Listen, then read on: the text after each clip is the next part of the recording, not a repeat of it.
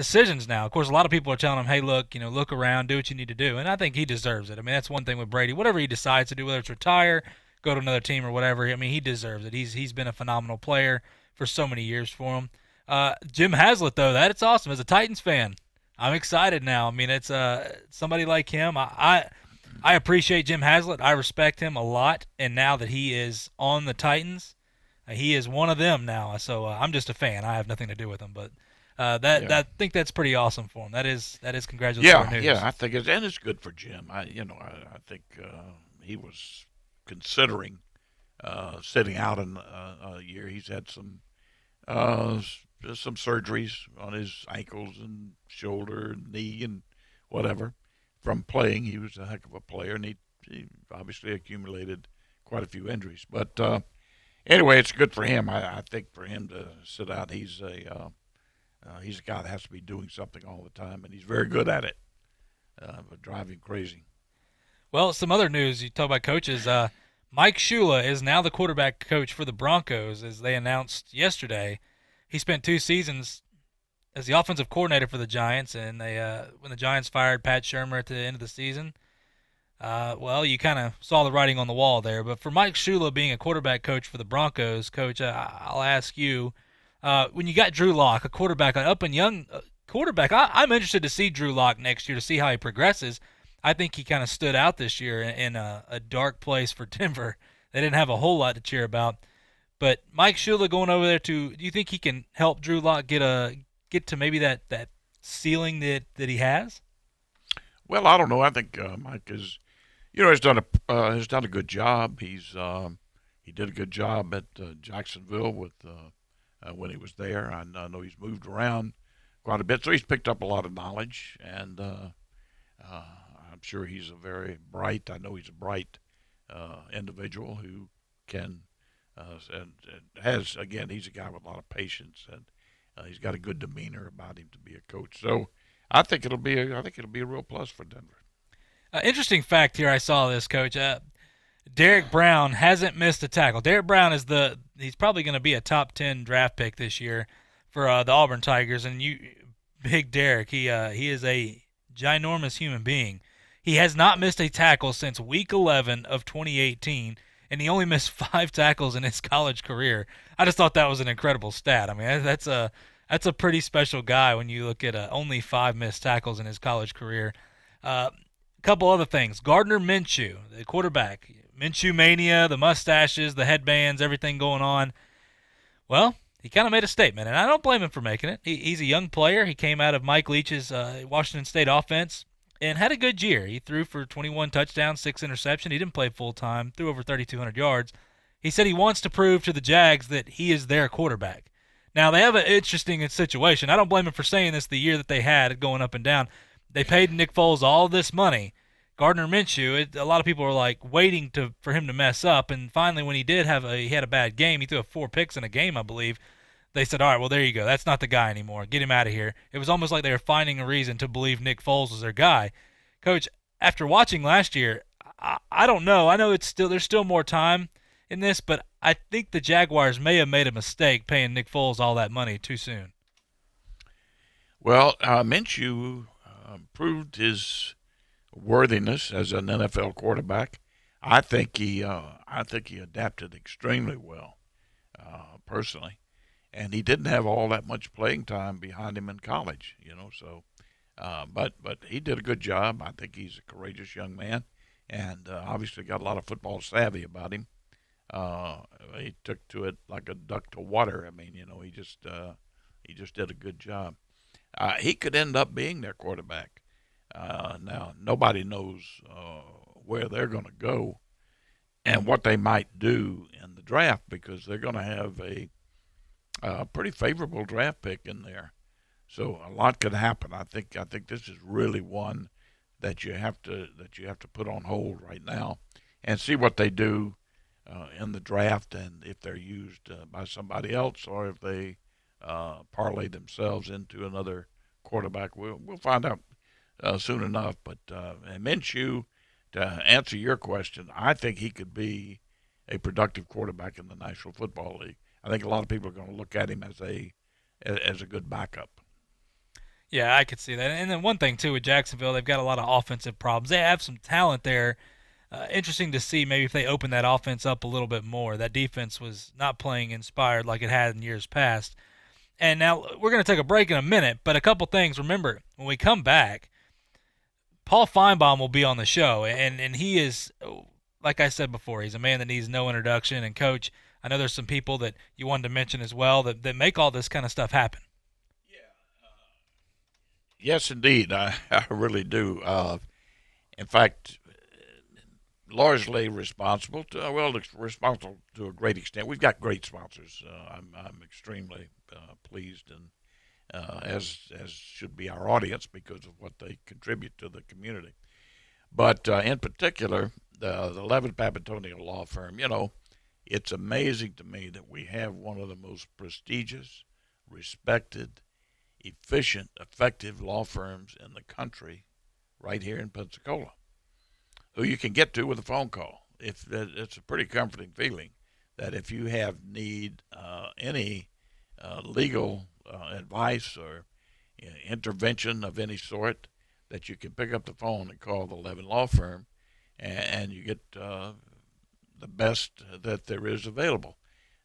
Fred has been for years and years been voted one of the top 100 attorneys in the United States, which is quite a thing. That is quite an honor, along with many other honors, which we could go over. Won't have to. The other thing that's unique about this law firm is that they have mastered the team approach. Now, what that means is if you had a problem and you went to that law firm, you're not just going to get one attorney and an intern, let's say, or a legal assistant. You're going to get a whole team of people that have expertise in the area that you need, and then that's backed up with certainly investigators, again, who have expertise in your area. Also with the people that they use for anything to do with your case, and they put all that knowledge together and then put all that talent together to give you the best of all possible worlds. So I mean, it's just and then not to mention what they do for the community. They just contribute so much to our community, our way of life here. So I wanted to say something about them, and certainly we can have a Paul Feinbaum on here. I think largely because of the Levin Law Firm and all of our other sponsors certainly. But wanted to say something about the Levin Law Firm. Absolutely. When you talk about sports, you got to love when anybody takes a team approach like they do at the Levin Law Firm. I mean, it is top notch. Ever since I've been little, I remember Levin they've always been the best, and they always will be the best. And there's a reason for that. We appreciate for what they do in the community and what they do for our show here, Coach. And listen, when we come back, make sure you stay tuned with us. We got Paul Feinbaum coming on. You're listening to Talk Football with Coach K here on ESPN Pensacola 1330 AM, 99.1 FM. I'm attorney Stephen Luongo with Levin, Papantonio, Thomas, Mitchell, Rafferty, and Proctor in Pensacola, Florida. Distracted driving is a dangerous epidemic on America's roadways. In 2016 alone, over 3,000 people were killed in motor vehicle crashes involving distracted drivers. This according to the National Highway Traffic Safety Administration. For more information, please visit us today online at levinlaw.com. Please be safe on the roadways. Stop the text, stop the wrecks. When you're looking for a great deal on a reliable new or certified pre-owned vehicle, you can't beat Bob Tyler Toyota in Car City, Pensacola. Bob Tyler Toyota has the best selection in town at incredible low prices. You can check out their amazing inventory from Camrys to Tundra trucks to 4Runners. It's all at Bob Tyler Toyota, and you can find it online at bobtylertoyota.com. Also score a touchdown this football season with the car of your dreams. Again, it's only at Bob Tyler Toyota in Car City, Pensacola. Hello, sports fans. Miles Bentley here, General Manager at Hill Kelly Dodge Chrysler Jeep Ram in Pensacola. Growing up, I always loved sports. Nothing but net, out of the park, through the uprights. Sink the puck Bentley, that was me. But my love of the game couldn't beat my love for Pensacola and helping folks get on the road of dreams in a new Dodge Chrysler Jeep Ram. Sure, I never went to the big leagues in sport, but we're all pro here at Hill Kelly Dodge Chrysler Jeep Ram. Proud to be in Pensacola. Sometimes your bank, your family, and your friends love you, but they don't have the money to help you. Sometimes we have chances to make money, but the old saying, you've got to have money to make money, rings true. At Pensacola Specialty Pond, we can help. If you have trucks, heavy equipment, airplanes, boats, jet skis, anything with value, Pensacola Specialty Pond can loan you that short-term money you need. No credit checks, and at Pensacola Specialty Pond, you're going to find the money and the discretion you need. Now at 6428 Pensacola Boulevard, north of Car City. Call 432-9050, 432-9050. Friends, let's talk about Daniel. A year ago, he resolved to stop putting off what he wanted to do, get into information technology. Daniel enrolled in My Computer Career and is now already a few months into his IT career. Make 2020 your year. Go to mycomputercareer.edu and take the free career evaluation today. You could start your new life as an IT pro in as little as 4 months. Classes meet on campus or live online just 2 times a week. It ain't rocket science. It's My Computer Career. mycomputercareer.edu. The Paul Feinbaum Show. Everything you wanted to happen hasn't happened. Oh, my gosh. That's all any of y'all want to talk about is Alabama. You're really not understanding the conversation, but anyway, we can move on. Alabama's dynasty has just begun. Hold on a second, Charles. Somebody wants to talk to you. I don't want to talk to that compelling moron. He's nothing but a lame-head old man. 2 till 5 every weekday afternoon. ESPN Pensacola, 1330 AM, 99.1 FM. You're out of your freaking mind, cowturd. You're listening to Pensacola's home for hometown sports. ESPN Pensacola 1330 AM 99.1 FM.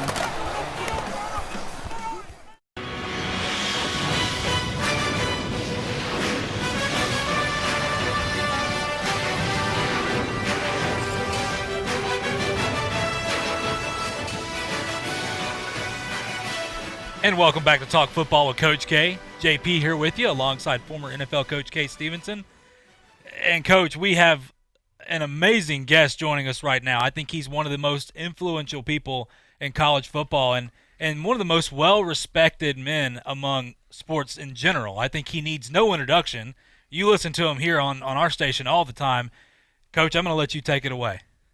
Well, absolutely. We're just extremely pleased, and certainly with the schedule that this man has, for him to take the time to be with us is extremely rewarding, and we appreciate it very much.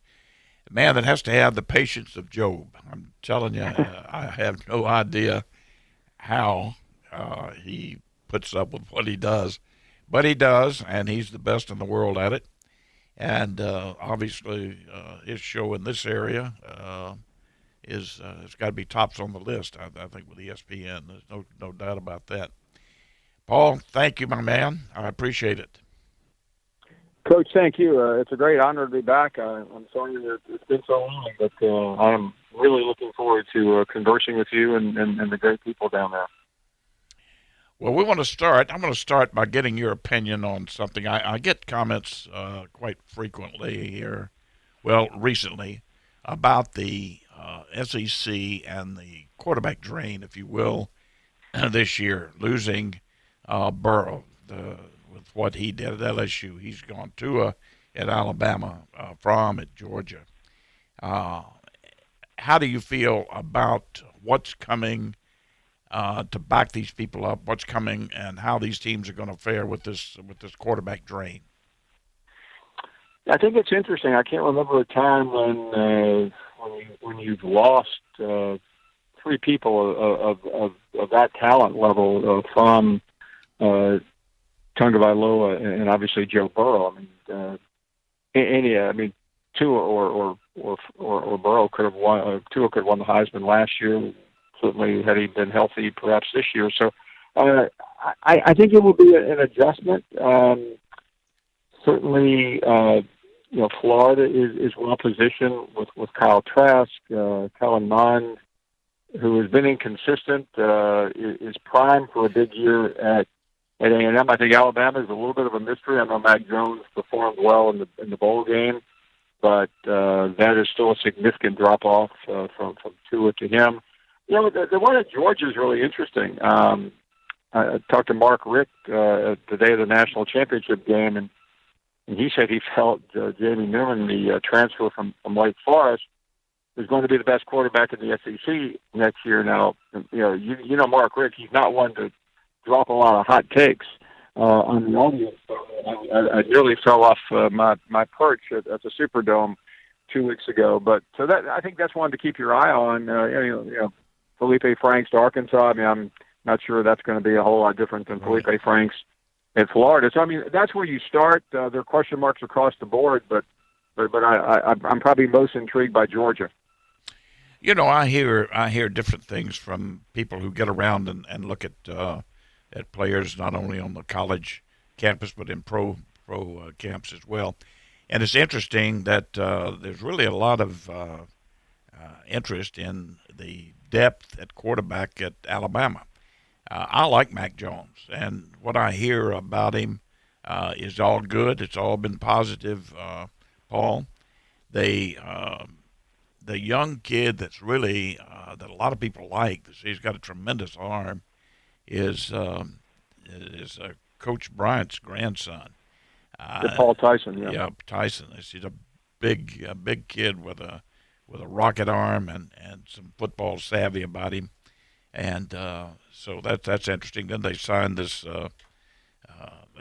kid as well this year, of another 5-star quarterback. You know, at LSU, and I get your opinion on this. The Brannon kid, you know, who was the backup.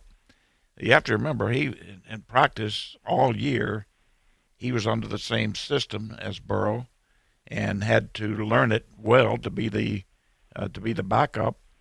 A lot of people like him. They don't pretend that there's going to be a duplication of this past year, but they think that he's a pretty good quarterback. So could be interesting as to what happens to these teams. Yeah, you know, Miles Brennan.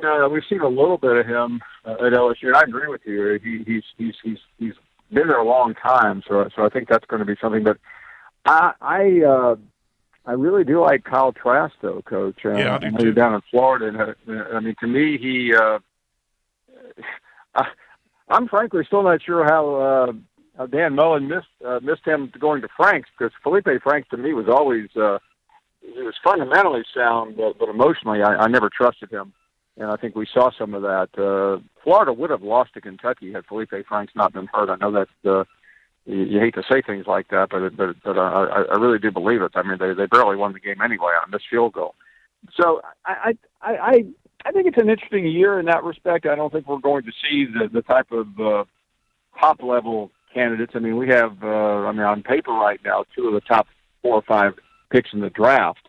That doesn't happen very often in one league. So I mean, we just experienced an amazing year. But I am probably less concerned about Alabama than any school, because I mean, Mac Jones showed, in spite of everything, had they been fundamentally sound, they would have beaten Auburn. And you know, he made a couple of horrific mistakes, but what I liked about him in that game was, you know, after throwing a pick 6 or 2, one which was not his fault, he came right back. And that you know better than I do how tough that is to shake something like that off on the road. So I think it will be another fascinating year. LSU, whether they're in good shape at quarterback or not, Coach, I think may have lost too much.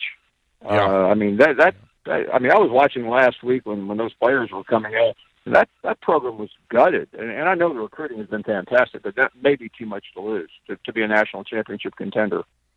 I agree with you, and I certainly agree with you on the Florida situation. I think Trask has leveled off that quarterback position as much as you could ever hope for.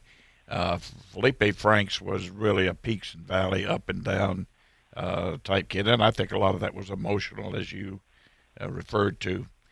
But at any rate, it's going to be interesting there to see what happens in that respect. Let me put you on the spot a little bit.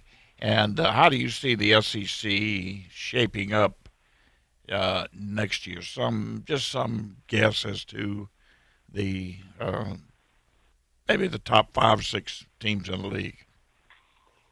Yeah, I am. In spite of what I hear every day from LSU fans, I am going with Alabama. So Yeah. I mean, for all the reasons that are obvious. I mean, the talent is there. They're having they'll have at least a top 3 recruiting year at the worst. And the quarterback situation, even though we've discussed it, the young kid coming in from California, I don't know if he's ready to take over, but I think he'll be a factor. So that's one more thing to put in. Najee Harris coming back, I thought was a big boost. I mean, he is a guy that has shown flashes of brilliance, but they still have plenty of wide receivers. I think the problem at Alabama the last 2 years has been defense. I will tell you, quite frankly, I am not sold on Golding as the defensive coordinator, but having said all that, I'm not blaming him for 3 losses over 2 years either. It's just been a matter of injuries, and I think Dylan Moses coming back was maybe the biggest plus that Nick got. So, I mean, after that, I think the real battle line is going to be in the East. I'd probably lean a little toward Georgia, although it's late January and after spring practice, I could be convinced. But I'd probably go Alabama, Georgia, and then I think LSU would be next, along with Florida. And Auburn is always a mystery, Coach. Absolutely. You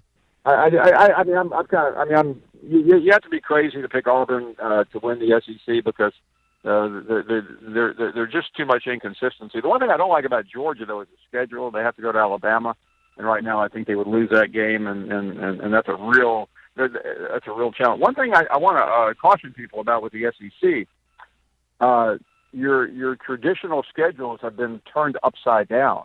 You get like Auburn gets LSU at the end of the season this year as opposed to September. They get Georgia in the middle of the season. We no longer have what Pat Dye used to refer to as the famous Amen corner. You know that, having played where Auburn used to get Florida, Georgia, and Alabama. Now it will be LSU and Alabama, which is a murderer's row for Auburn. So I think is this a year Texas A&M will be better? Yeah, they will.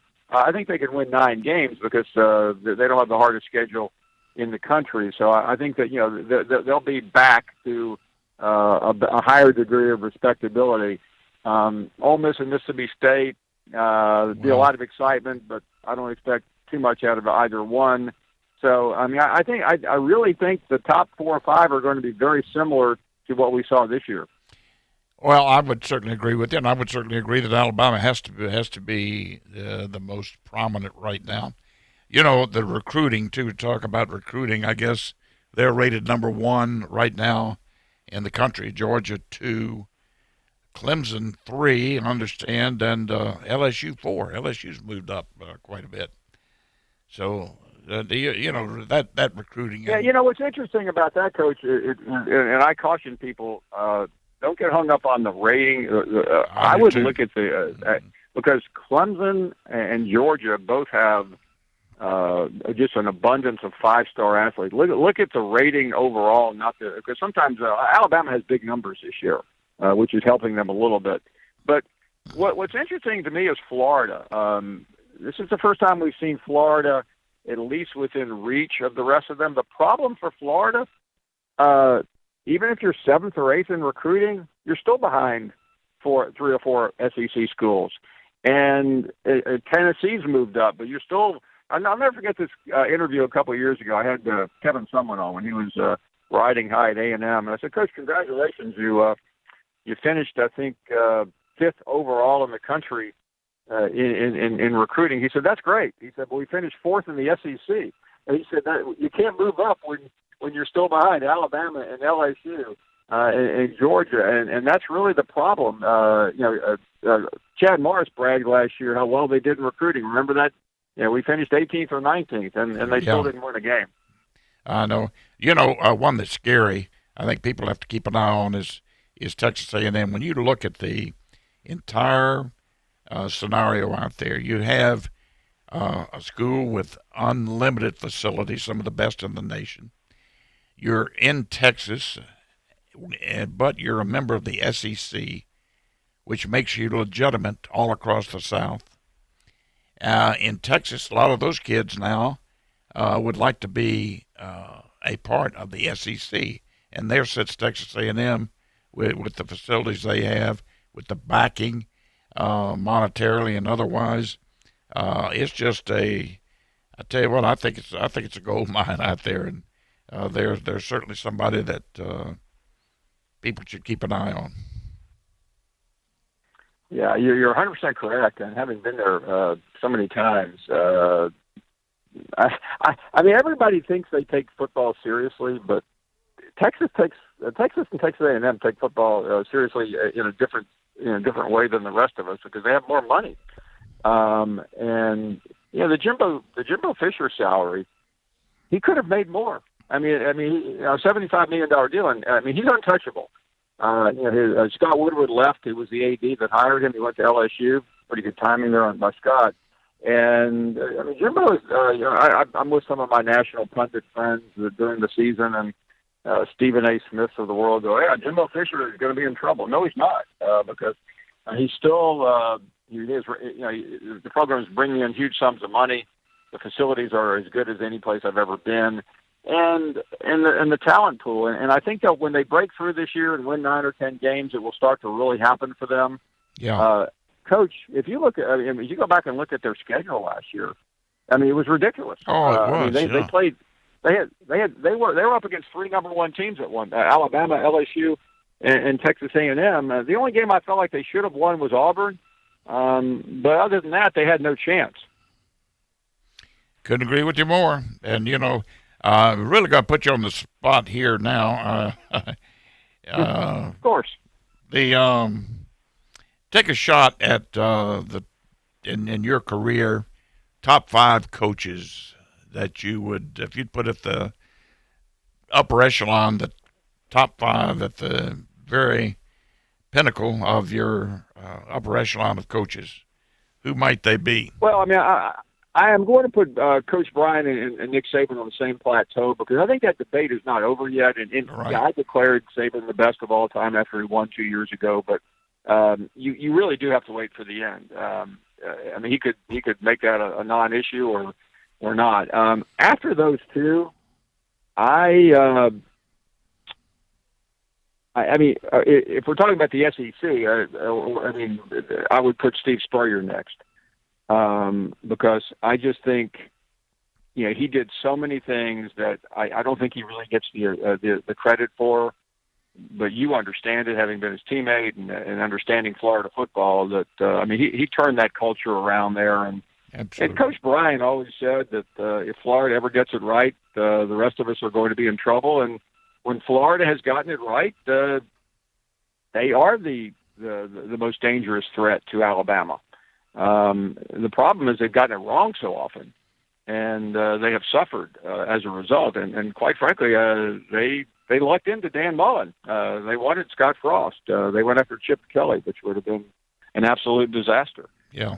So they were fortunate. After those three, I might within my career in the SEC, I might surprise some people and go with Pat Dye next, because I really think here's another guy that was really underrated, not only as a head coach, but as someone who you talk about somebody who changed the culture of Auburn football.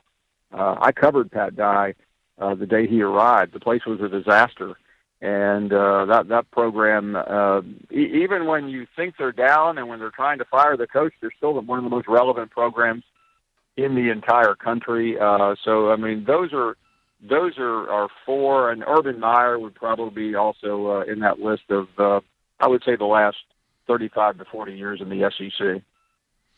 Interesting. Pat Dye is very interesting. I didn't fully understand where you were going with that, but I can. Well, let me say one more thing about Pat Dye, which I'm not sure I finished my thought, but in the late '80s, Pat Dye made a decision that changed college football in the state of Alabama. Yeah. He said, "We're not playing at Legion Field anymore."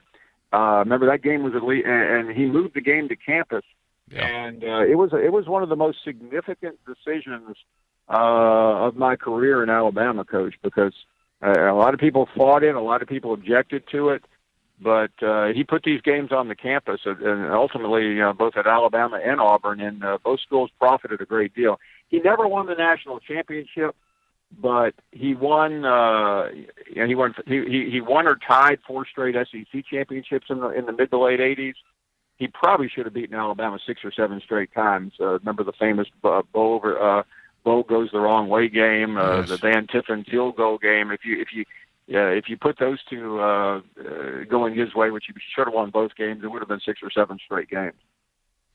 Good point. Good point. Now let me. How long do you think Nick Saban is going to stay with it? I don't think it's going to be that long, and forget his age. Listen, age is a number, and as I've gotten older, I'm starting to realize it's maybe more than a number. But at 68, I think he could coach a couple more years. But if he doesn't win, and don't jump out of your cars right here. If he doesn't win a national championship next year or the next, it will become more difficult for him because he's used to winning national championships. He won 5 out of 9. Yeah. Ultimately, the pressure starts to gather around him. I saw it with Coach. I covered Coach Bryant the last 2 or 3 years. I've covered other coaches. Bobby Bowden, when he quit winning national championships. I mean, he was an amazing coach, but people became dissatisfied. Other places as well. And Saban is judged at the highest possible level. I mean, winning 10 or 11 games is not enough when you're Nick Saban. So the pressure he'll put on himself and the pressure he'll feel, I think, will intensify if he doesn't win next year or the year after. Without any question. I really think he's in good shape, and he could coach any 4, 5, 6 more years if he wanted to, but that probably more likely. I haven't seen no coach. You tell me. I haven't seen a coach in their 70s. Paterno had some moments. Bowden had some moments, but when that program and there's some Alabama people privately today. Told myself I wouldn't make any hot takes here because I respect you too much, but who feel like the program has slipped a notch. And it's going to be more difficult to. I mean, he could win a championship, but I think the idea that Nick Saban is going to dominate the SEC like he did between 2009 and 2017 are over. I mean, I do think that is a fact. I mean, we saw this year that with Orgeron that you can win a national championship if you have a perfect storm, and Orgeron had about as perfect a storm as I've ever seen. Saban could win it next year, but it's going to be difficult to win 2 or 3 in a row, or it may be difficult for him to win another one. Although if you said will he win another national championship, my guess would be yes, but that would be about it. Well, I couldn't agree with you more. The only coach I would say that I'd put in the 5 there might be Bobby Bowden. He's the job he did at Florida State was quite astounding. That program, the shape that they were in when he went there. Let me ask. I would agree. I think the only problem with Bobby, and it happens to everyone, Coach, is toward the end. And you understand this better than most. You start to think you're bulletproof, not because you think it, because your buddies tell you, hey, they can't get rid of you. You're Bobby Bowden. And if Nick Saban, for instance, next year went 9-3, and he decided, you know what, they're not going to tell me my time is up. There's never anyone around the people in power to tell them the truth. And sometimes you just need someone to say, Coach, listen, I think maybe this ought to be your last year. It didn't happen with Paterno. He was enabled, and the program ran into a disaster as a result. It didn't happen with Bobby. Coach Bryant probably should have stepped down a year or 2 earlier. He was not well. But there's certainly no one around Nick Saban. And by the way, there shouldn't be anyone around Nick Saban to tell him his time is up. But, things change pretty quickly. You're right. They're all good points, Paul. I know you're right, and certainly it's something that is going to be talked about and will be more on the front burner as time goes by here, and if things don't go as hoped. Let me ask you, Urban Meyer, real quick. Where do you think he's going to end up? Because he's going to end up somewhere. I'll tell you, he's all this stuff about illness and family time and all that, and I think he's just waiting for the right place. Where do you think it's going to be? Yeah, all that is absurd, just like people know it is. Yeah. I still think SC is a strong likelihood. I do too. For the life of me, I don't know why they kept Helton. It's he saved the season a little bit, but it's already. I mean, he's already on the hot seat, and it's we're at the end of January. So I think Urban he probably wouldn't have gotten the job this year if the new president was not crazy, about him. But I think he will certainly be the pick there. It's hard to guess where the prime openings will be next year that would interest Urban. Right now, I mean, let's say, for instance, Texas said, you know what, Tom Herman's just not cutting it. I mean, that's the type of job that's big enough for Urban Meyer, but it has to be a heavyweight. I mean, Urban Meyer is not going to a second-tier school. I mean, he like him or not, and I make no bones about the fact that I really don't care for him. I still think he's one of the best coaches of his generation, as I alluded to a minute ago. I mean, he's hard nosed, but and by the way, the only thing that would argue against that, I think he will come back, is he was remarkably good this year on television, which I didn't see happening.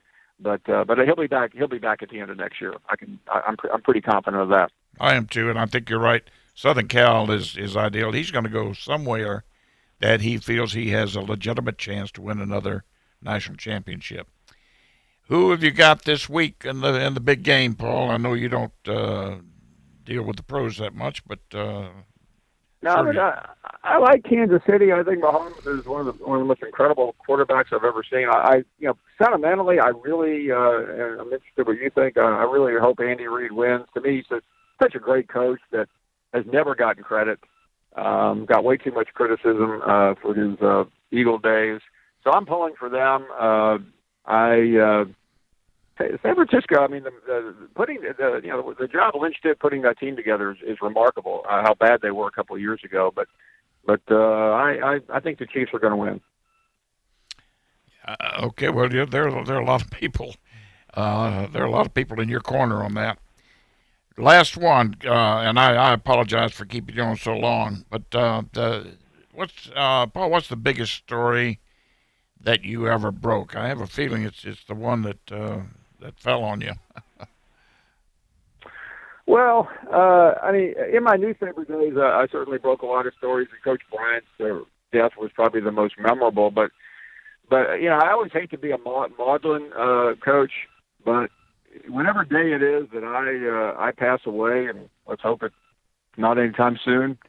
As a former newspaper writer, I've already somewhat written it in my mind, the obituary, and I think it's going to read something along the lines of Paul Feinbaum, who took the most famous call in radio history when Harvey Updike called in 2011. Died today. No matter how far I go in life, whether I want to or not, I think my career is going to be defined by that phone call when Updike called in and admitted poisoning the timber oak trees in Auburn. And by the way, it was a remarkable moment, but I think that's going to be it.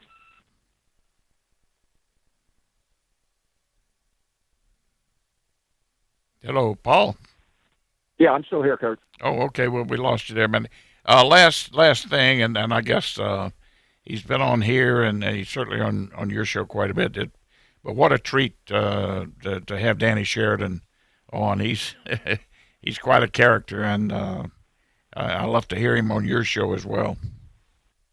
I talked to Danny today before I came on, and he is such a big fan of yours, and that's great respect. Danny is the most popular guest we have.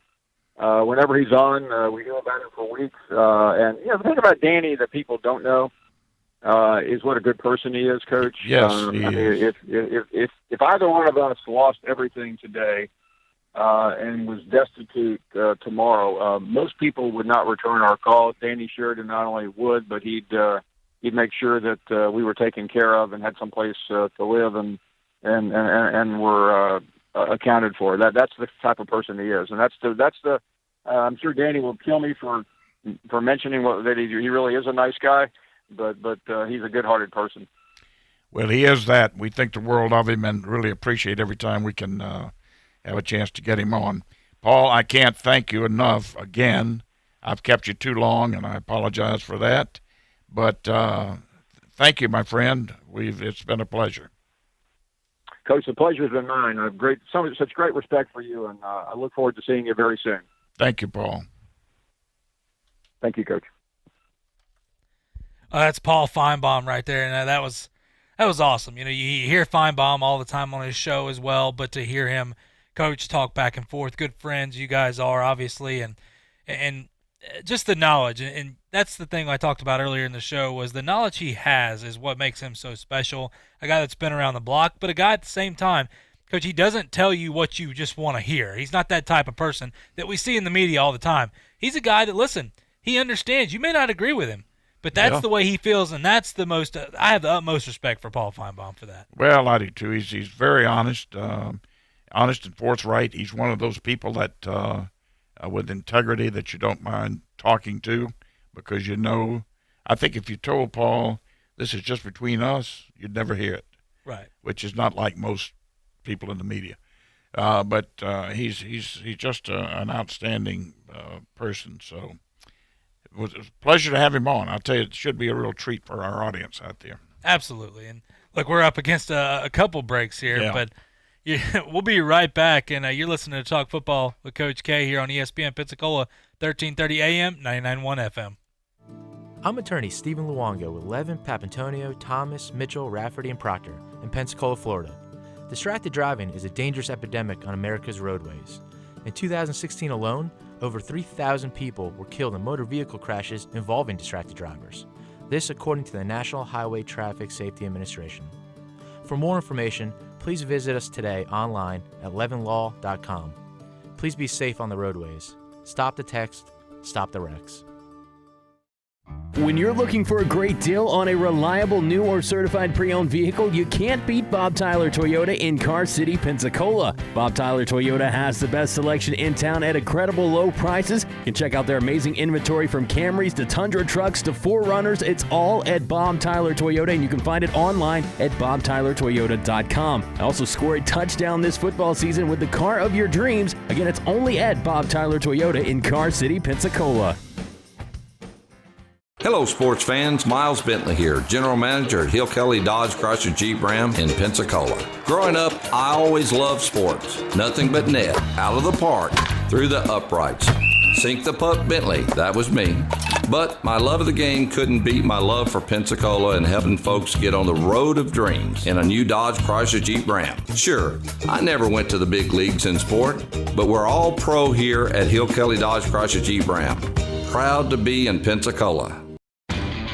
Lowe's helps pros like you put more toward your bottom line with everyday savings throughout the store. Like 10% off when you buy 12 or more cans of Great Stuff foam spray. Purchase 64 or more sheets of OSB and you'll also save 10%. And you can be sure that whatever size the job, we'll have the quantities you need in stock and ready to go.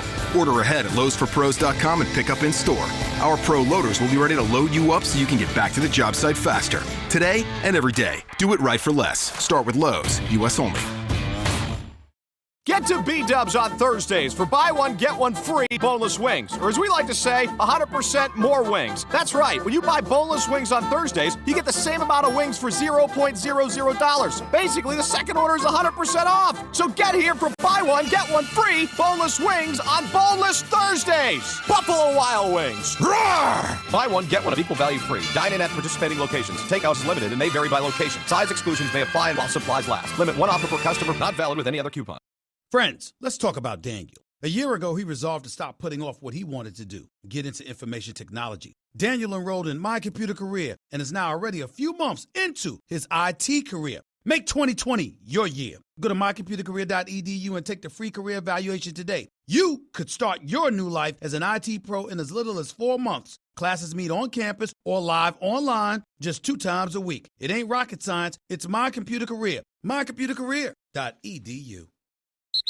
You're listening to Pensacola's home for hometown sports. ESPN Pensacola 1330 AM, 99.1 FM.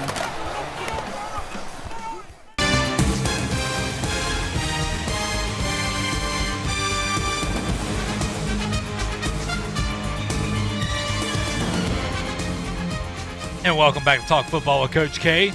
JP here with you alongside former NFL coach Kay Stevenson.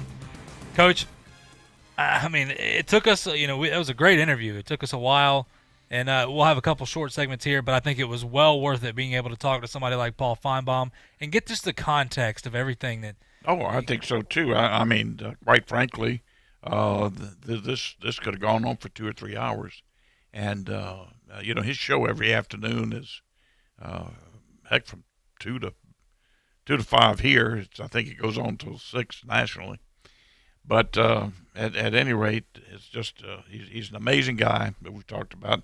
It was a great interview. Yeah. A couple things I want to just mention or talk about and what he was talking about as well. We mentioned the recruiting rankings and how Alabama's jumped. He said, listen, when you look at Clemson and those guys being able to get the abundance of 5 stars, Georgia and Clemson, well, Alabama has 26 commits right now. They have 4 5-stars, 18 4-stars, where Georgia has 4 5-stars. Clemson has 5 of them.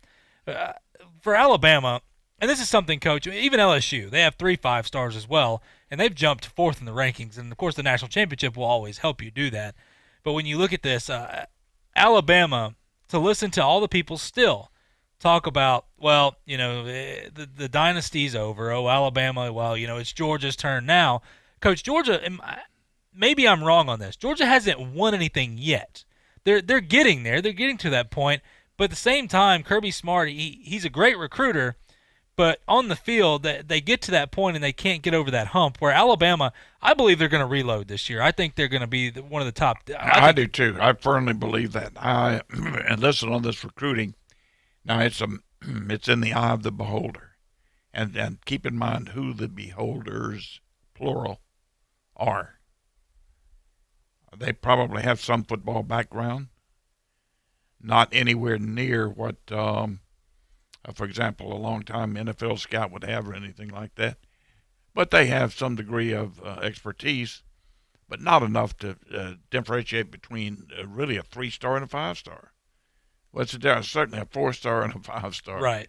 And it may be that a college football coaching staff would see a 3-star as a more fit for their program than a 5-star would be. So there's so many things that you can't take into consideration here that to be absolute. It's not an absolute science, that's for sure. Yeah, we've talked about that before on the show, Coach. Sometimes a 5-star, that doesn't mean anything. It depends on how you fit in your system. Dan Mullen's been able to make 2 stars become 5 stars on the field. So it's, like you said, it's all in the eye of the beholder there. Listen, we're up against another quick break. When we come back, I got an interesting question for you, Coach. I think you might have a take on. You're listening to Talk Football with Coach K here on ESPN Pensacola 1330 AM, 99.1 FM.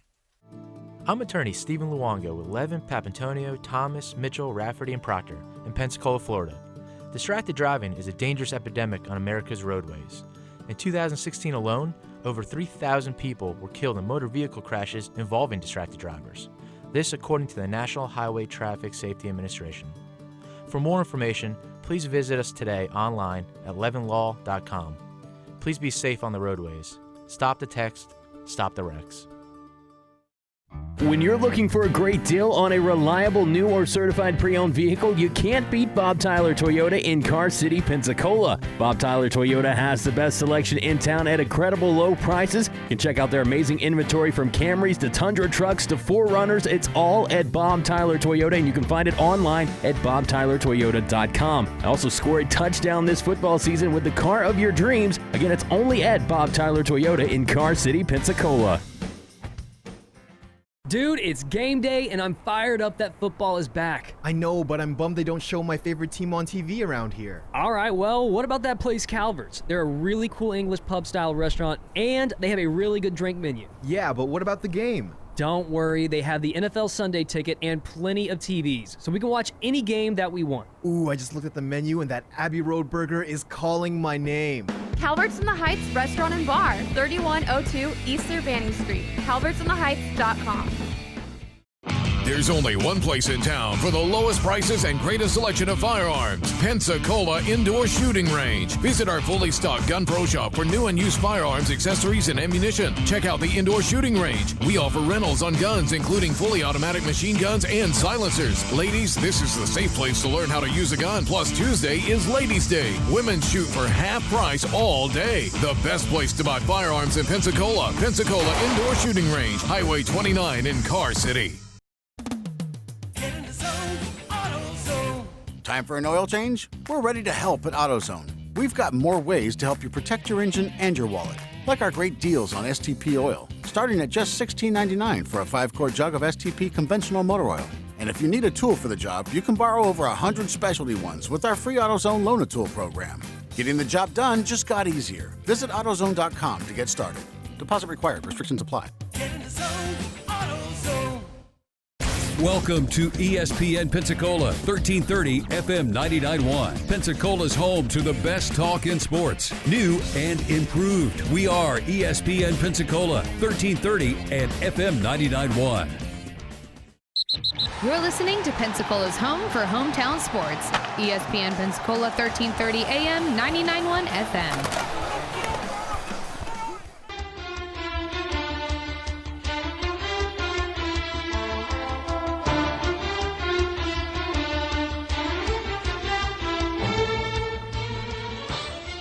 And welcome back in to Talk Football with Coach K. JP here with you, alongside former NFL coach Kay Stevenson. Coach, I know we got a couple minutes here. I just want to get your opinion on this. Deion Sanders came out, made it public. He said, listen, the NFL is letting too many players in the Hall of Fame. It's almost becoming ridiculous at this point. Do you agree or disagree with that statement? I agree.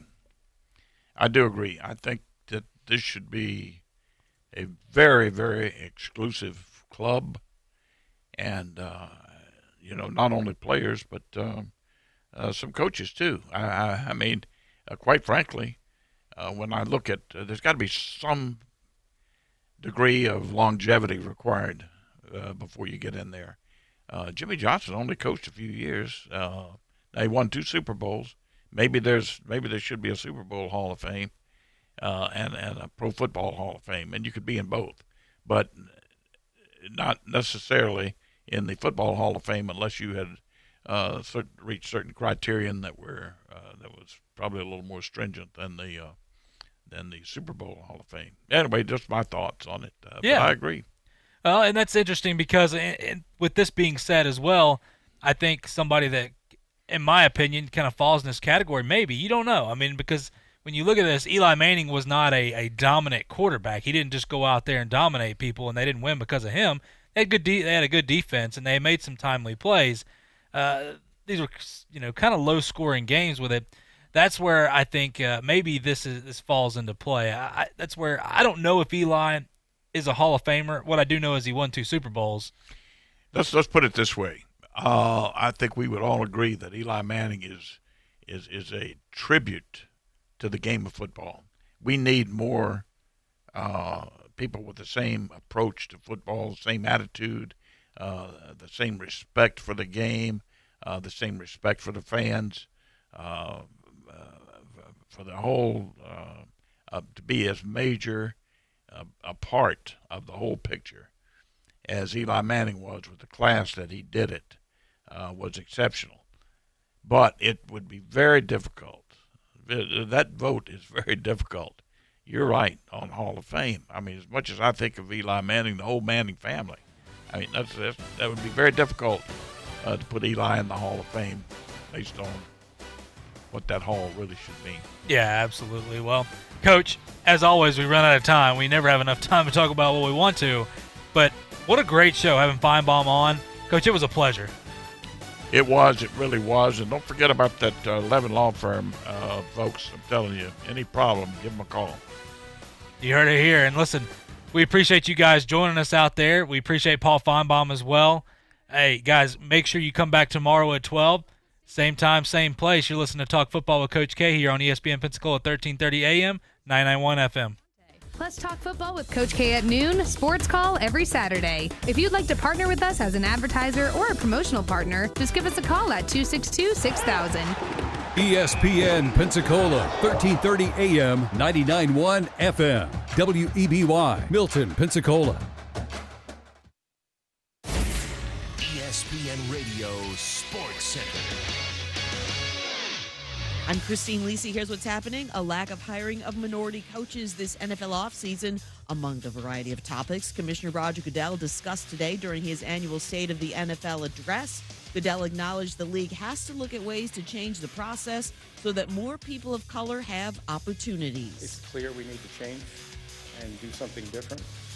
There's no reason to expect that we're going to have a different outcome next year without those kinds of changes. And we've already begun engaging in those changes, not just with our diversity committee, not just with the Fritz Pollard Alliance, but others. NFL Commissioner Roger Goodell, although the league requires teams to interview minority candidates, only 2 African Americans have been hired for 19 open head coaching jobs over the last 3 years. Bears quarterback Mitchell Trubisky had surgery on his non-throwing shoulder shortly after the regular season ended. Typical recovery time for the procedure, a couple of months. NBA time change for Friday's Mavs-Rockets game now to 7:30 Eastern on ESPN TV. The Blazers-Lakers game will remain televised by ESPN at 10:30 Eastern. Coming up Thursday, day 2 of us live in Miami ahead of Super Bowl 54. We're getting you set by booking it, and even more great guests coming on. Plus, what 10 NFL players graduated to stardom this season. Thursday on Golic and Wingo, live from Miami, 6 Eastern, ESPN Radio, ESPN2.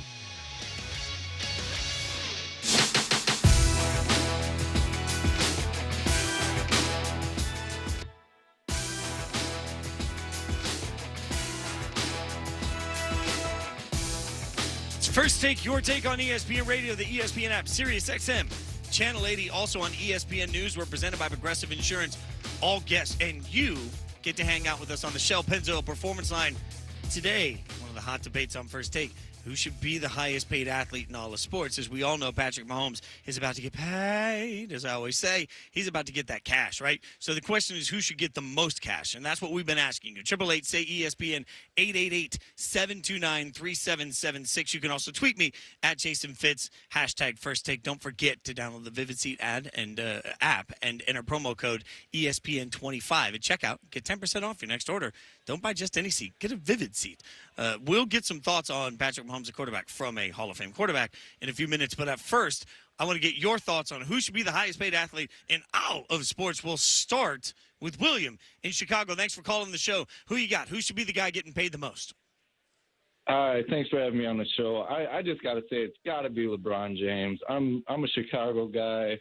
Obviously, Michael, he created the revenue in the NBA, but LeBron turned it to another level. He tripled, quadrupled it. I don't know the exact numbers, but it's got to be LeBron James. And not only that, he's still the best in the game today. The LeBron conversation, and thanks for the call, is really smart because think about the ratings conversation with the NBA. We've been talking about how ratings have fallen off, and part of the reason that people give, well, LeBron's on the West Coast now. People watch LeBron. That is value added. But I will go to Frank on Twitter, who said Giannis should be and will be the highest paid player in sports. Giannis Antetokounmpo with Milwaukee is going to get paid. Here's the thing. I don't know that the NBA really suffers without Giannis, but the Bucks sure as heck do. Like, are we ever going to watch a Bucks game again once Giannis is gone? And I like the Bucks. Like, I'm a Bucks fan, and it's going to be hard to watch without Giannis. So, how do you value a player from a team standpoint but also a league standpoint? Mike in Denver. Mike, thanks for calling the show. Who should be the highest paid athlete in all of sports? Mike, we got you? You can do it, Mike. America's counting on you, Mike. Mike, you let us down. We tried, Mike. Getting a couple more tweets here. A lot of votes coming in for Mike Trout continually. That's a little surprising to me because as great as Mike Trout is, if Mike Trout walks into the Starbucks, how many people immediately drop their coffee and say, oh, my God, it's Mike Trout, right? Like we've talked about the Q rating issues with baseball in general. Well, you start to think about that when he walks into the bar. Is he suddenly selling products? So I'm not sure what the value-added proposition is. It's not just about how great you are. It's also about the money you're worth. The money you bring in justifies the money you're worth to a certain extent, at least in sports. Chris in Florida. Chris, thanks for calling the show. Who should be the highest-paid athlete in all of sports? Hey, Fitz. I think it should be Tiger Woods. If you're talking about value and, must-see TV and, Tiger Woods last year when he won the Masters on Sunday, I was on the phone calling people, making sure they were watching, and I think he should be paid, even over LeBron. That's a great call because Tiger and what he means. And I'll go back to the music analogy I used earlier. Think about how many bands right now, when you see the top grossing tours every year, how often you see the Eagles on it or Bon Jovi on it or, a band that hasn't put out a song forever. Tiger's a little like Bon Jovi in that sense. Like every once in a while they'll have a hit and you're like, who knew? Who knew they still had that in them? But in the meantime, whenever they play, people go to see them. Tiger is that destination viewing. Even though he's not likely to win as often, people will still stop what they're doing and watch, which means companies are making money, which means golf ratings are up, which means sponsors are making money. Oh, and by the way, events are making money. On top of all of that, you're buying Tiger's polos and Tiger shoes and Tiger golf clubs. So, yes, value added across the board. You want to talk about a sport that suddenly washes away to a certain level to the common fan without somebody? Tiger. That is absolutely a great call as we continue to get a lot of votes for LeBron and for Tiger. Javier comes in and says Messi, for sure. Messi. And that's good, too. You think about globally. We're so U.S.-centered, but globally the impact across the board is substantial for soccer players. So I'm not sure, and Sean comes in. This is an interesting one. Now, remember, the argument from who should be the highest paid is not the argument of who you like the most. It's not who's the best person. Floyd Mayweather, where do they fall on that list? Ultimately, Floyd Mayweather, you paid to see him win and people paid to see him lose. You had to see him or purchase the pay-per-view because it would be history to lose, and every time he laughed and took the money. Not wrong about that. You want to talk about value. That definitely pops up. First Take, Your Take, live today from Miami for Super Week. We're brought to you by Granger. So we'll keep looking at it. In the meantime, there's a conversation to be had about quarterbacks. And really, there's a couple of different conversations here. One is about Patrick Mahomes. The other is about Jimmy Garoppolo. Because ultimately, with Jimmy G, if they're able to win a Super Bowl, there will be a real question. And Ryan Clark joined the panel of Max and Stephen A. to talk about a very simple question with a complicated answer. If the 49ers win the Super Bowl, does it prove that the Patriots made a mistake trading Jimmy G? If Jimmy G was in New England this year with the weapons that Tom Brady had available to him, he'd be home watching the Super Bowl just like Tom Brady is right now. So that in and of itself is validation that that's not the case. Jimmy G deserves our respect. And like I said, I'm not trying to disrespect the man. The man got $137.5 million. I didn't poo-poo that. He signed $72 million in guaranteed. I'm not averse to that. And we know that he's been the starting quarterback, and when he's been behind center, they've won their football games. All I'm saying is there's a multitude of weapons that you get to before you even get to the starting quarterback for the San Francisco 49ers. But that doesn't take away from his skill set. In the end, however, you got to take everything needs to be contextualized, and it needs to be relative to one another. If Jimmy G were in New England, if you can sit up there and say the New England Patriots that you saw this year would be in the Super Bowl if Jimmy G was quarterbacking, then that's a valid reason to say they should regret it. But just because he's in the Super Bowl with San Francisco with the weapons he has available to him is not proof that a mistake was made. You don't even need me here. You could argue with yourself. Because, see, I remember the things you say. We've been doing this show for 3.5 years. I actually don't think you do. I remember the things you say. Well, not everything. You say a lot.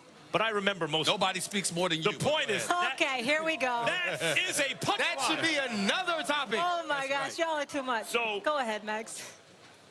You give Tom Brady, religiously, as you would say, credit for winning the Super Bowl. You give him credit for it. They scored 13 points in the Super Bowl. He rode a defense and running game and the greatest head coach and GM of all time. He threw an interception to end the AFC championship game. It was called back because of a pre-snap penalty, which had nothing to do with anything. You got lucky.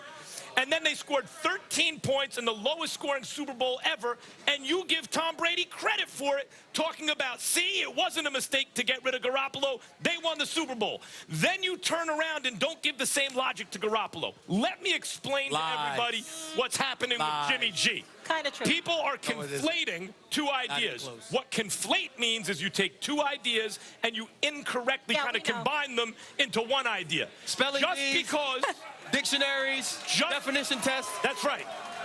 Conflate. You got a new word. Just because Jimmy G is not always asked to do a lot in the offense in order to win, although when they're trailing in the fourth quarter, when it's a close game, in clutch situations, he's excellent. He has elite numbers. But just because generally Shanahan doesn't ask him to win the game, you're conflating that with he can't win the game? The man is, forget about the 2-0 with the Patriots, 21-5 for a team that is 3-13 without him. You think that's just abracadabra, hocus pocus? This dude gets up and gets lucky? Nah. If he wins the Super Bowl, of course he shows they made him a mistake trading him. What is he, 25 years old? No, but see, that's the point. You don't get to say they made a mistake right now. This is about the longevity of a career. It's about the next decision you make after Tom Brady. I mean, so there are still things and pieces that you can put together to say, okay, at the end of his career, we look at Jimmy G and see what he became, and that was better than having Tom Brady for 2 years or for 3 years or for 4 years. But in this same span of time, when you're speaking of Jimmy G's wins, the Patriots have been the same. The Patriots have been to 2 Super Bowls. The Patriots have won a Super Bowl. So it's not necessarily that you lost out on Jimmy G, because with Jimmy G, you weren't going to get Kyle Shanahan.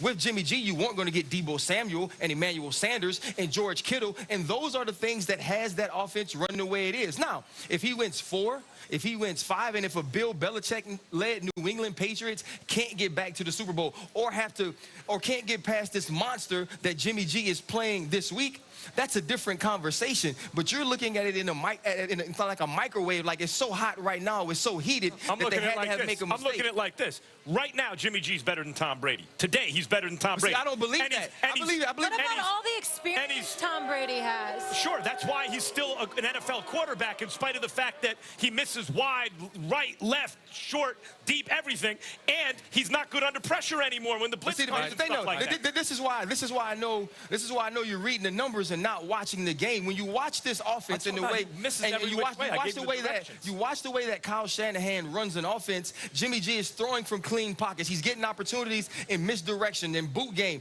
Tom Brady could do those things. There are half boots where he throws back. There's also one reads off of RPO. And Jimmy G could have scored 13 points in the Super Bowl last year. And I'm not saying that he couldn't have. And one dude's 15 but you gotta look at the rest of the season that Tom Brady is carrying. To say that Jimmy G is there now is disrespectful to Tom Brady, his career, and the Patriots. Well, what's also disrespectful is Max lying to the American public. First of all, I never raved about Tom Brady in his performance last year in the Super Bowl against the Rams. Matter of fact, we religiously came on the air and talked about how horrific both offenses had performed in the Super Bowl. It was the most boring Super Bowl that I ever witnessed, and I was disgusted because I was in attendance for it instead of watching it on my television. I didn't even get the luxury of watching the commercials, for crying out loud. So I was ticked off by that. That's number one.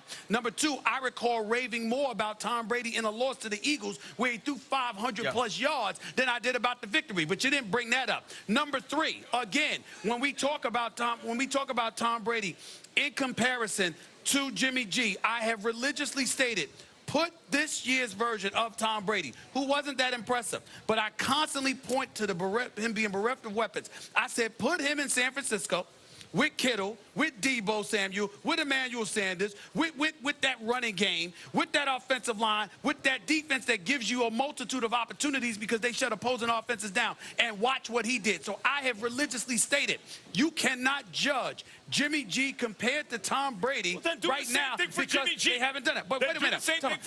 But I also didn't say this about Jimmy G. I never said Jimmy G couldn't play. Yep. I never said that. What I said religiously was, you think about 4 different layers before you get to Jimmy G. Shoulda, coulda, woulda. Is that not true? You're going to say... Is that not what I said? Sure. If you're going to say... At least you're willing to admit that. If you're going to say that Tom Brady could do this year with San Francisco what Jimmy G has done, I'm going to tell you Jimmy G could have done what the Patriots last year what Tom Brady did. The difference is one dude is 17 years younger. One dude was identified by the greatest head coach and GM in the history of football as, I want to give the job to this guy, and was done an end around by the owner. Now Tom Brady's going to leave the Patriots. The cupboard is bare at quarterback, and instead Jimmy G is in the Super Bowl. But you also know if you have Jimmy G, you don't didn't get the last 2 years of Tom Brady, and those 2 years brought you to the Super Bowl, and I'm they saying brought Jimmy you a G Super could have Bowl, brought you to the and Super they Bowl brought you last Super year. Bowl champion. But you don't know that. Yeah, just like you what don't know is, if Tom Brady what you can know do what is Jimmy G's doing. But listen, here's the thing. I didn't say that Tom Brady would be better than Jimmy G. I said Tom Brady can do what Jimmy G does from throwing from clean pockets, making one And free I'm throw. saying Jimmy G could have done what Tom Brady did last year with the Patriots. And you're looking at inaccuracies, right? Inaccuracies on passes. There's no quarterback inaccurate like Jimmy G has been on some of these wide open throws. Hold up. This is what I'm saying. And I have just as much of a right to say it as you because it's conjecture. Absolutely. When you're saying, well, Tom Brady could do this with the Niners, I'm going to turn around and say, I could equally say Jimmy G could have done last year with the Patriots. All this Miami sun is not making everybody happier. They are going at it on First Take. It's First Take, Your Take on ESPN Radio, the ESPN app, Sirius XM Channel 80. Also ESPN News. We're presented by Progressive Insurance. You can join us on the Shell Pennzoil Performance Line. We're asking you guys, who should be the highest paid athlete in all of sports? 888-SAY-ESPN, 888-729-3776. You can also tweet me at Jason Fitz, hashtag First Take. I want to read a couple of these tweets, which I think is kind of funny here. Tiffany, a great answer here. Roger Federer, outside the obvious, Roger Federer. I don't know that we've valued tennis enough in this conversation because, again, people that step away from the game and everything suddenly changes. Jim Basil said highest paid should be Sidney Crosby, helped save the franchise, 3 cups, 600 straight sellouts, face of the NHL. That one doesn't bother me. Ben, though, on Twitter. Ben is one of a handful of people that have tweeted me Lewis Hamilton. I'm going to be honest with you. I had to Google Lewis Hamilton. I did. I had to go in and say, who is Lewis Hamilton and why have I had a few people tweet about him? Lewis Hamilton is a race car driver. All right. If you've never walked into a sports bar and said, oh, my God, do you guys have Lewis Hamilton on the TV? Then you don't get to be in the conversation for highest paid. Come on. That's just a fair and easy one. Let's get to some Straight Talk brought to you by Straight Talk Wireless. The Straight Talk came today from Deion Sanders. Now, we've had a lot of conversation about future Hall of Famer Patrick Mahomes, but Deion Sanders said on the Dan Patrick Show that the Football Hall of Fame allows too many players in. So Marcus Spears joined Max and Stephen A., and they had the debate of what those comments meant and who he's really aiming that at. Check it out. Can we be real? The fact of the matter is, listen up, I'll educate you. Eli Manning is a 2-time Super Bowl champion. I appreciate that. 2 Super Bowl MVPs. One could easily argue that the defense deserved it, but that's neither here nor there. He's never thrown for 300 yards, never scored more than 21 points in the Super Bowl, but that's neither here nor there. Here's the reality, ladies and gentlemen. Sit back and close your eyes and absorb what I'm about to tell you. Career-wise, he completed 60% of his passes.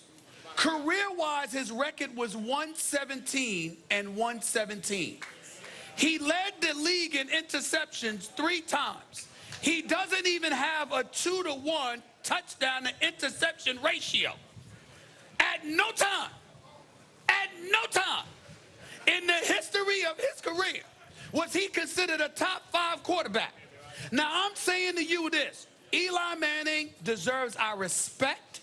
He is an Iron Man. If you are a New Yorker, love him, revere him, and all of that other stuff. But when we talk about Hall of Famers, remember what we're talking about here.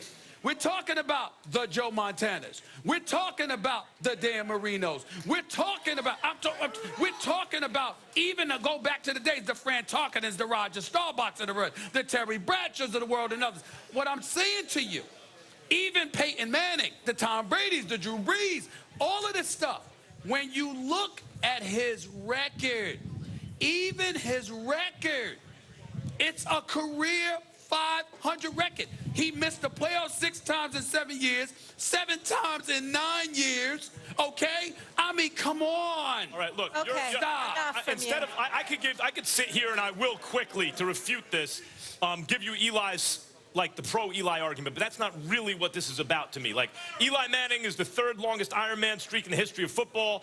That means you're valuable or you wouldn't be put in those games. He threw in a bad weather. I let you speak. I said, be quiet. I thought I didn't say nothing. You hear the audience there with Max. Now, all I said was ooh. You hear what the people are saying? I'm being a little all I said. Yes. Yeah. That's all I said was ooh. The point is he threw in a bad weather stadium, so that affects stats. He did not usually have offensive weapons. That affects stats. He's top 10 passing, top 10 touchdowns, all those things. Oh, he's a compiler, but when you needed him most, the pelts he has on his wall. Matt Ryan, Tony Romo, Alex Smith. How about Aaron Rodgers, Brett Favre, and Tom Brady twice with all the chips on the line, always on the road. Mr. Fourth Quarter. But that's not really, I'm not going to make this a referendum on Eli Manning. Here's Deion's Well, you point. did. Here's Deion's point. What is a Hall of Famer? Like in football, they have the lowest percentage, the most players, the sport with the most players also has the lowest percentage of players in the Hall of Fame, 1.4%. Roughly 1.7% for baseball, like 4% for the NBA. What is a Hall of Famer? If it's just the Deion Sanders, boy, ain't gonna be a lot of people in the Hall of Fame. He's the best who ever did it. If I was choosing up an all-time team, he's my second pick after Lawrence Taylor, any position, right? So if it's just Deion Sanders, it'd be 10 dudes in the Hall of Fame. No, this is what happens in all sports. Well, if this guy's a Hall of Famer, maybe this guy is. And if this guy is, he's a little bit lower. Maybe this guy is. So I understand what Deion's saying. You need some standards. It can't be like a race to the bottom. It can't be a slippery slope. I get that, Deion. He's not wrong about that. The question is, where do you draw the line? And if you're arguing Eli, I know he's right on the line. Either he's right below it or right above it. We can argue that. But we can agree it's borderline. There is a borderline. Deion's saying the border has to be raised. Okay, Deion, but what you want, 8 people in the Hall of Fame? Because there aren't a lot to begin with. First of all, this whole Eli Manning conversation about the Hall of Fame, to me, it falls on deaf ears to me. I played against him. Eli was a great player, not a Hall of Famer. That's just what it boils down to. Like, great player, not a Hall of Famer.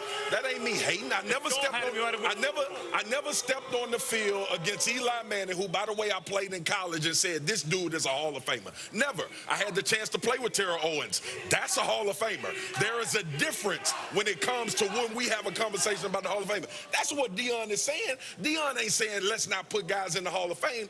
But if we come to a year where it's no Hall of Famers, then don't put anybody in the Hall of Fame. There is a different level to what you need to be in order to be remembered as the greatest to ever do it. That's what the Hall of Fame is trying to embody. I understand one of the greatest to ever do it. I understand the peak value argument. Usually I'm on that side. Your peak has to be elite. And you're arguing that Eli's peak wasn't elite until it mattered most. Max, then he was like the most elite ever, right? We're not giving off trophies for the Hall of Fame because you were good. And let me remind you of this, Max. And let me remind you of something, Max. You love Harrison. You know, the hitman for the Steelers. You know, he's been on this show. Sure. You loved him, right?